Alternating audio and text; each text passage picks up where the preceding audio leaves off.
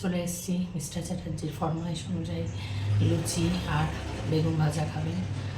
রাত 3টে থেকে শুরু হয়েছে লুচি আর বেগুন ভাজা। এখন মাথা খেয়ে নিয়েছেন, এখন অবশেষে লুচি আর বেগুন ভাজা দিতেই হবে।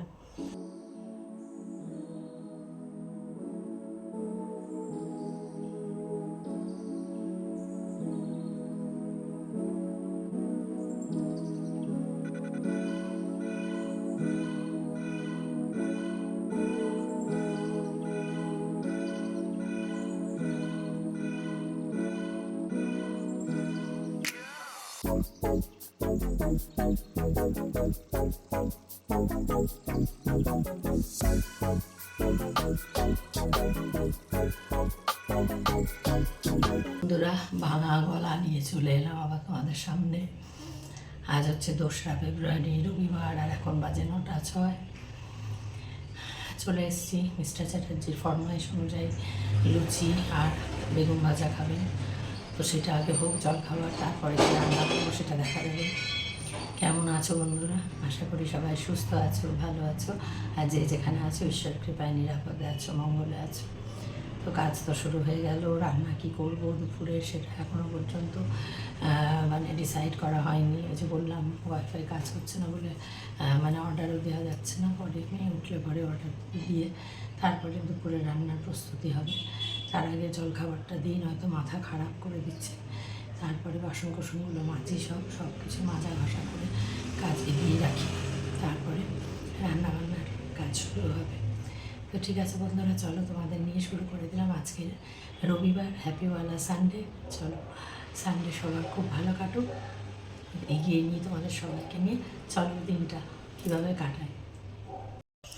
রাত থেকে শুরু করেছেন বেগুন ভাজা দাও, লুচি দাও, মানে কী যে আরম্ভ করেছে না বলে বোঝানোর নয়। তোমরা বলবে যে এইভাবে অনেকেই তোমরা অনেক রকম কথা বলছো, কিন্তু এই মুহূর্তে জানি না কিছু করতে পারবো কি না। তবে ইন ফিউচার সত্যি এইভাবে পারা সম্ভব নয়। আর আমি যে এই রকম অবস্থায় সুস্থ কোনোভাবেই থাকতে পারবো না এটা বলা বাহুল্য। এটা একটা 5 বছরের বাচ্চা ছেলেও বুঝতে পারবে, মানে বাচ্চা ছেলে বা মেয়ে আর কি, বাচ্চা বুঝতে পারবে যে এই রকম পরিস্থিতি যে এত ট্রিমেন্ডাস জ্বালায়, তার পক্ষে মানে তার সঙ্গে থেকে সে কোনো দিন হাজার ট্রিটমেন্ট করলেও কেউ সুস্থ হতে পারবে না। মেয়ে বনে অতিষ্ঠ হয়ে যাচ্ছে। মেয়ে বলছে, মা তুমি কীভাবে নিয়ে চলছো, কীভাবে নিয়ে চলো একে, মানে আমি তো মাথাতেই আনতে পারছি না যে তুমি কীভাবে চলো। এবার কীভাবে চলি, কী করা যাবে, কিছু অল্টারনেটিভ নেই। তার বাড়ির লোকজন তো তোমাদের বলেইছি, তারা তো কেউ নেবে না দায়িত্ব, তারা তো অলরেডি করে দিয়েছে। তারপরেও সে তো আমাকে যা নয় তাই, যা নয় তাই। তো যাই হোক, কী আর করবো। আজকে বন্ধুরা দেখো, যে লুচি খেতে চেয়েছে কিন্তু মেয়ের ময়দা নেই, আর মেয়ে ময়দাটা খেতে একদম চায় না, এবং আমাকেও চায় না যে আমি ময়দা খাই। যেহেতু আমার ওই কোলনের ইয়েতে এর আগের দফায় ডাক্তার বলেছিলেন যে ময়দা যেন না খায়, তো সেই কারণে ও আমাকে ঘরে রাখেও নি, বা আমি আনতে চাইলেও আনতে দিচ্ছে না, বলছে না ময়দা না। তো সেই ক্ষেত্রে আটার লুচি, এবার আটার লুচি তো খুব একটা ভালো হবে না জানা কথায়, কিন্তু তবুও মিস্টার চ্যাটার্জি এখন যা দাও তাই তাই হবে। আটার লুচি দিলেও হবে, কিন্তু লুচি চাই, লুচি উইথ বেগুন ভাজা, আর মাঝামাঝি কোনো কিছু নেই, মানে আর অন্য কিচ্ছু হবে না, অল্টারনেটিভ কোনো ব্যবস্থা। আগে লুচি বেগুন ভাজা হবে, তারপরে ধরো মেয়ে ইয়ে করে মেয়ের তো ব্যাপার নেই কোনো, জলখাবার টলখাবার ওই সমস্ত অফিস যাওয়ার সময় যা দিয়ে দিই তাই। এরপরে শুরু হবে রান্না। তো বুঝতেই পারছো, জলখাবারের পাট আগে চুকানোর পর তারপরে সব মানে সবজিপাতি কাটাকাটি করে তারপর রান্না শুরু করব। আগে বেগুন ভেজে নেবো, তেল এই জন্য গরম হয়ে গেছে। বেগুন তো আগেই নুন মিষ্টি হলুদ আর কাশ্মীরি লঙ্কার গুঁড়ো দিয়ে মেখে রেখেছিলাম। এই যে চাক চাক করা বেগুন ভাজা আর ওনার লুচি। তো যাই হোক, তোমাদের তো বললামই আটার লুচি খুব একটা আর ঠিকঠাক হবে বলে আমার মনে হয় না। ওই হবে আর কি, কিন্তু রুল ময়দার লুচি যেরকম সাদা ফটফটে সুন্দর গোল হয়, তো সেরকম হবে না। তো যাই হোক, উনি যা বলেছেন মানে ওনার হুকুম করে দিতেই হবে, তো তাই জন্যই করা। যতই মানে ট্রিটমেন্টের করি না কেন, ট্রিটমেন্ট তো পরের কথা, আগে তো সমস্ত টেস্ট যা কিছুই করি না কেন, কিন্তু কিছুতেই কিছু হবে না। তার কারণ ওই মানসিক শান্তি না থাকলে কখনো শারীরিকভাবে কেউ সুস্থ থাকতে পারে না। দেখবে যারা মানসিকভাবে মানে সুস্থ থাকে, মানসিক শান্তি থাকে, তাদের কিন্তু রোগভোগ অনেক কম পরিমাণে হয়। রোগভোগ তাদেরই বেশি হয়, এবং শুধু হয় না, কন্টিনিউয়াসলি চলতেই থাকে একটার পর একটা, যাদের ট্রিমেন্ডাস মানসিক প্রেশার রয়েছে, স্ট্রেস রয়েছে, এবং মানে অশান্তির বাতাবরণে যারা রয়েছে। তো এই দেখো, প্রথমে তেলটা তেতে গেছিলো বলে প্রথমটা একটুখানি কালো হয়ে গেল লুচি। যাই হোক, তাও মোটামুটি একটু ফুলেছে, মোটামুটি হয়েছে। ওনার এখন খাওয়ার দিয়ে হলেই হলো। ওনার খান 5 লুচি আর এই বেগুন ভাজা, ব্যাস। ওনাকে দিয়ে এখন আপাতত শান্ত তো করা যাবে না। মানে এরকম যদি ভাবি যে ঠিক আছে চলো এখন ওনার ইচ্ছা মতো এটা দিলাম, দিয়ে আপাতত কিছুক্ষণ শান্তি না, শান্তি উনি কোনো সময়ের জন্য দেবেন না। বন্ধুরা, আজকে মেয়ে খেতে চেয়েছে পালং পানির। ও পালং পানির ভীষণ ভালোবাসে। বাড়ি গিয়েছিল যখন, তখনও করে দিয়েছিলাম শেষ দিন, মানে হ্যাঁ, যেদিন আসে তার আগের দিন বোধহয় করে দিয়েছিলাম। তো যাই হোক, এবারও বললো মা পালং পানির। আমি বললাম আচ্ছা, অবশ্যই। পালং পানির খেতে খুবই ভালো হয়, কিন্তু একটুখানি পরিশ্রম সাধ্য। মানে কি, ওই বিভিন্ন ভাগে ভাগে মশলা তৈরি করা, মশলার প্রিপারেশন করা, জানোই তো তোমরা। তো সেটাই, কিন্তু খেতে খুব টেস্টি হয়। আর ও ভালোবাসে। পালং শাকটা একটু বেশি করে এনেছি, তার কারণ কি বলো তো, পালং পনিরের জন্য তো লাগবেই। তাছাড়াও আমি আরেকটু বেশি এনেছি, যে পালং শাক, এবার না শীতকালে পালং শাক খাওয়া হয়নি। কি সুন্দর আলু, কুমড়ো, বেগুন, বড়ি দিয়ে খেতে কি ভালো লাগে। তো সেই জন্য একটু বেশি করে আনিয়েছি, যে ওটা থাকবে, ওটা আবার পালং শাক করে দেবো। তো পালং পনির তো নিরামিষ নয়, আমিষই। তার জন্য এই সমস্ত কাটাকুটি করে নিতে হবে। এখন পেঁয়াজ, রসুন, যা যা, টমেটো যা যা লাগবে আর কি, সমস্ত সেই সব করে নেওয়া হবে। তবে বন্ধুরা, একটা মানে খুবই ভালো হয়েছে, বললাম না মিক্সিটা খারাপ হয়ে গিয়ে মিক্সিটা নতুন কেনাটা খুবই ভালো হয়েছে। কারণ এই যদি আমি মিক্সি না কিনতাম, বা ওটার ইয়েতে থাকতাম, যে মৌলি যে বলছিল যে মা দোকানে নিয়ে গিয়ে দেখাবো, ওই ভরসায় থাকলে দেখো একবার যদি খারাপ হয়ে যায়, আর বিশেষ করে এইগুলো তো সেকেন্ড হ্যান্ড কেনা, এগুলো তো এমন না যে নতুন কিনেছে, ঠিক আছে 2 বছর চলার পর একটু ডিস্টার্ব করছে তাহলে দেখিয়ে আনে। এবার এটা সেকেন্ড হ্যান্ড কেনা, সে যে বিক্রি করেছে, ওই এরা বোধহয় সব ওয়েলএক্স থেকেই কেনে এখানে। যে বিক্রি করেছে ধরো, সে কত বছর ব্যবহার করেছে তার ঠিক ঠিকানা নেই। তারপরেও এটা ও আর ওর যে বান্ধবী ছিল, তারা বছর 2 ব্যবহার করেছে। তো তারপরেও তার আর কত কি থাকে। তো এবার ওই আবার সারাতে গেলে, মানে খাজনার চেয়ে বাজনা বেশি বলে না, তাই হয়ে যেত। সারাতে গেলে হয়তো দেখা গেল আর 800-900 কি 1000 টাকায় হয়ে যেত, সেখানে আমার 2070 টাকায় হয়ে গেল।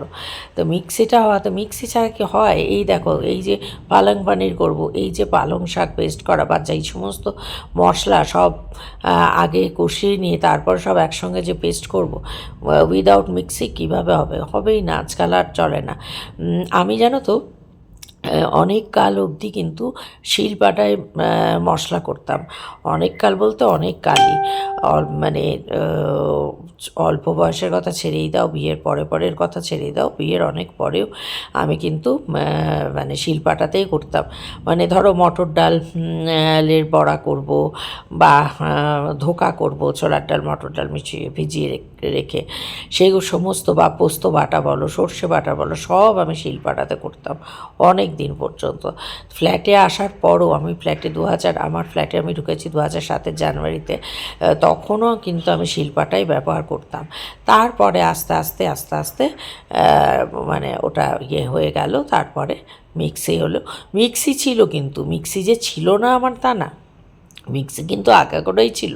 আগাগোড়া বলতে আমি যখন মানে ইয়েতে মানে আলাদা রান্না বা আলাদা বাড়িতে গেলাম, তখন থেকে মিক্সি ছিল। কিন্তু তবু ওই যে শিলপাটার মশলার স্বাদ বেশি হয়, শিলপাটায় এই হলে, বাটা হলে সেগুলো বেশি সুস্বাদু হয়, এই ধারণা থেকেই মানে করতাম, পারতাম তখন তাই করতাম। তো পালং পনিরের মশলা টশলা সব রেডি। এইবার তো বাসন মাজতে হবে, বাসন তো জমা হয়ে আছে, এক সিঙ্ক বোঝায় বাসন, তো সেই বাসন কোসন আগে না মাজলে হবে না। তো যাই হোক, মেয়ে ঘুমাচ্ছে, বাবাও এখন লুচি আর বেগুন ভাজা খেয়ে এখন সুখ নিদ্রা দিচ্ছেন। বাসন মাজার এক ফাঁকে পালং শাকটাও ভালো করে ধুয়ে রাখলাম। পালং শাকটা তো গরম জলে সিদ্ধ করতে হবে, যেন সিদ্ধ মানে গরম জল ফুটবে, তার মধ্যে দিয়ে লবণ দিয়ে দিতে হবে, আর একটু খাবার সোডাও দিতে হবে, তাতে না ওই শাকের কালারটা অ্যাজ ইট ইজ থাকে, খুব সুন্দর সবুজ থাকে। তো সেই কারণে একটু সোডা আর একটু লবণ দিয়ে, অনেক সময় সামান্য একটু চিনি দিলেও রঙটা কিন্তু থাকে। তো যাই হোক, এবার ঝটপট বাসনগুলো ধুয়ে নেওয়ার পালা।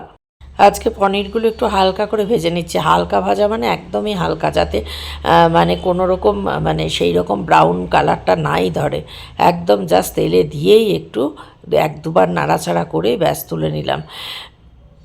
এটা তো সাদা তেলেই হবে জানো। তো এইবার তো সব মশলা একের পর এক, পেঁয়াজ কুচি,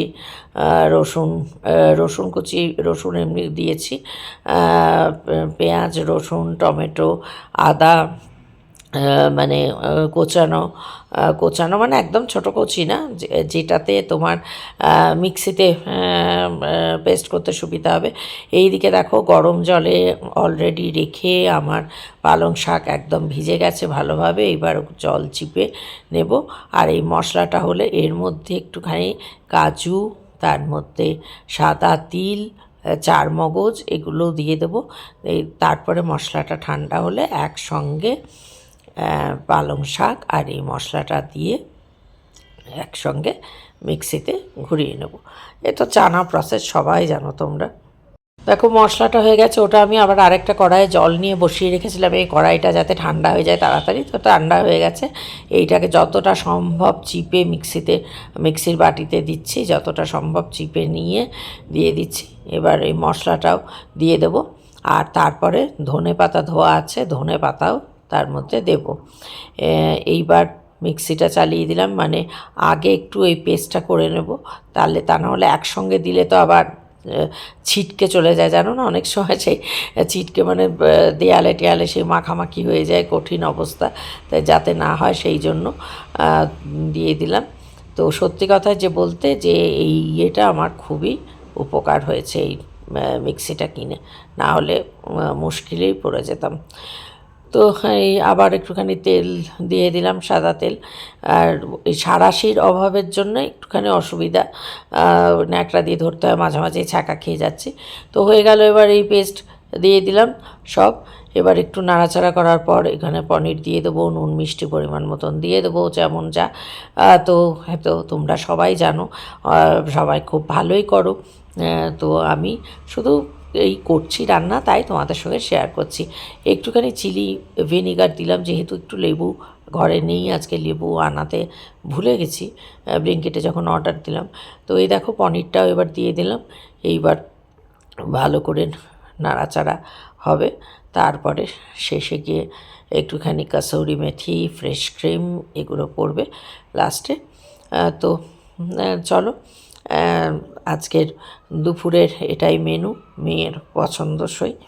দেখা যাক মেয়ে খেয়ে কী বলে। তো পালং পনির রান্নার সঙ্গে সঙ্গে এবার আমার এখনকার মতন রান্নার কাজ শেষ। এরপর শুরু হলো এই বাসন মাজা, বলছি বাসন মাজা তো থাকবেই, ওভেন পরিষ্কার, মানে গ্যাসটা পরিষ্কার, গ্যাসের স্ল্যাব, টাইলস, সমস্ত কিছু, তারপর ঘর ঝাড় দেওয়া, মোছা।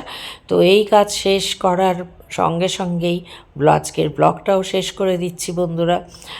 যদি আজকের ব্লগটা দেখে ভালো লাগে, পালং পনিরের রেসিপি আর মিস্টার চ্যাটার্জির উৎপাতে বানানো লুচি আর বেগুন ভাজা, এগুলো যদি ভালো লাগে তাহলে অবশ্যই একটা লাইক দিও, আর কমেন্ট তো অবশ্যই করবে তোমরা। আর নতুন বন্ধু যারা এখনও আমার পরিবারে আসনি, প্লিজ প্লিজ প্লিজ তোমরা চলে এসো আমার পরিবারে, চ্যানেলটা সাবস্ক্রাইব করে। তো ঠিক আছে বন্ধুরা, আজকের মতন বিদায় নিচ্ছি, দেখা হচ্ছে খুব শিগগিরই নতুন একটা ব্লগের সঙ্গে। ততক্ষণ তোমরা সবাই খুব খুব ভালো থেকো, সুস্থ থেকো, নিরাপদে থেকো, আনন্দে থেকো, আর অবশ্যই আমার ব্লগগুলো দেখতে থেকো। তো ঠিক আছে বন্ধুরা, আজকের মতন আসি, খুব শিগগিরই দেখা হচ্ছে। ভালো থেকো সবাই।